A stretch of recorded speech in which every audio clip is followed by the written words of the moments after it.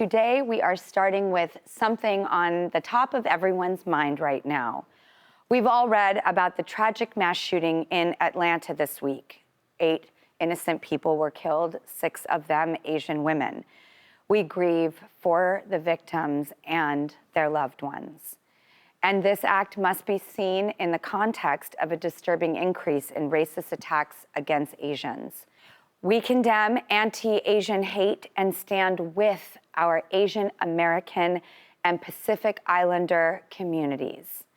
Today, a dear friend of ours has graciously agreed to talk to us about this. Actress Ashley Park shared a powerful personal video on Instagram and touched so many people. Already nearly 2 million people and counting fast have watched this. Please take a look. With the acts of violence against the Asian elderly, with all of these close to 4,000 hate crimes that have happened in the past year, I'm always wondering why, like, how did it come to this? Like, why is there that hate? And these things happen when people have rage and entitlement, and when they prey on the weak. And I really don't want to cry right now, because I do not want to perpetuate the idea that Asian women are weak, because we're not. We're not. Please welcome our dear friend, Ashley Park. Hi, Drew. Oh, Ashley, I'm so happy to talk to you. I'm really happy to talk to you too. You were the voice that I wanted us all to have the benefit of hearing from. And your video was so personal and vulnerable. And you actually said in it that you hesitated about sharing it. Are you glad that you did? I am glad that I did. I think you see at the end of the video too, I say that it was just for me. I think it was the set of circumstances. I almost gaslit myself into not sharing it. And I realized that I had been kind of gaslighting myself my whole life into not sharing those things. So I decided to record something, because I was going through all of these articles, as we all have, and all of these different read posts and stories, and trying to make sense of stuff. And I thought it might be helpful and make somebody else feel not as isolated as I was feeling. And I didn't want people to be grieving on their own, as we all have been this past year. So I'm so glad you posted it, because I'm so glad that I get to be a part of a show that can pivot overnight and say, I want the privilege of speaking to my friend Ashley. And yet, everyone on this planet, thanks to social media, has a powerful platform as well. And when I see what you did with yours, it is not often that something garners millions of views overnight. What you did connected with people and was utterly powerful. thanks, Drew.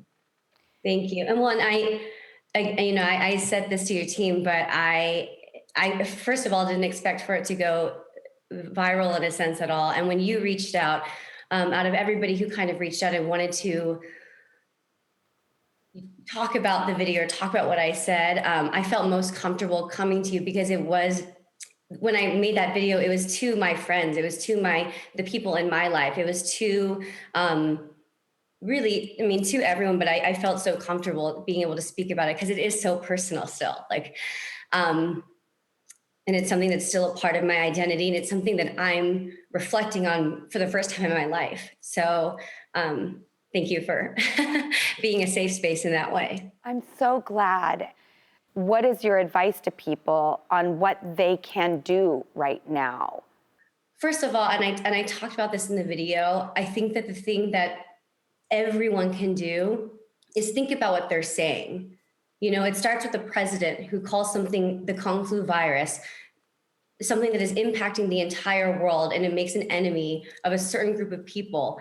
And to be honest, when he said that, even everyone in my life that I know, everyone kind of shook it off. kind of thought, oh, that's just something he's saying. It's not a very serious thing. There's no repercussions from that. How crazy. It's not dangerous. And I think that the things that we say, you know, I just remember very recently that when I was really little, I remember, and I didn't even realize it was trauma at the time, but I remember somebody's telling me, oh, you're not American, you're Asian American. And at the time I thought, okay, great. Well, I want to belong. All I've ever wanted to do is belong. That's all we all want to do, right? And the only way to belong was in erasing the Asian. So especially now, I think another circumstance that kind of led to that video was the fact that I had just left New York, where this year is the first time in my life, especially in a white Hollywood, where I've embraced being Asian. And I'm so excited by that part of myself.